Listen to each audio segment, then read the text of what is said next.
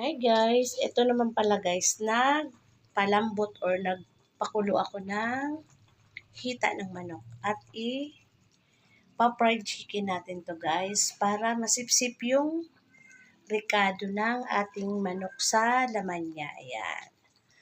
I-drain ko na to guys. Ayan.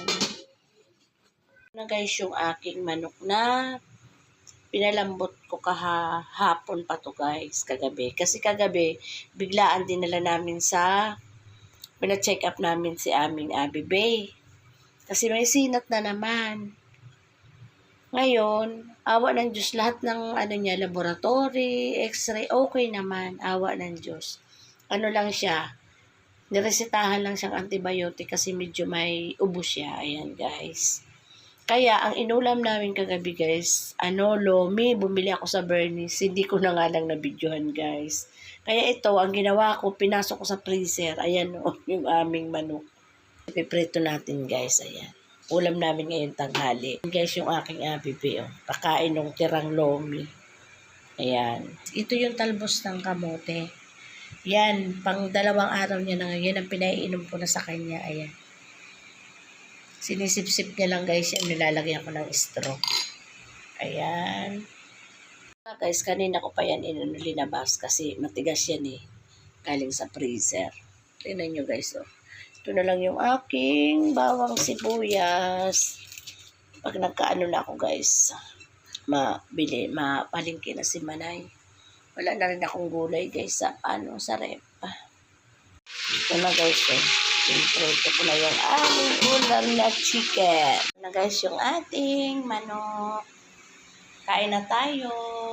Sausawan namin guys, ito yung ating mantumas. Ito pa yung tira kahapon guys, na sabaw ng buko.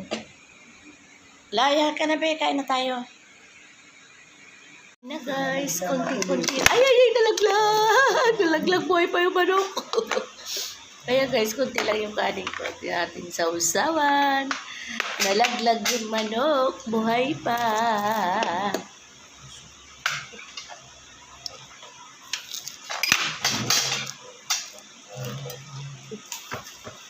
At pala guys,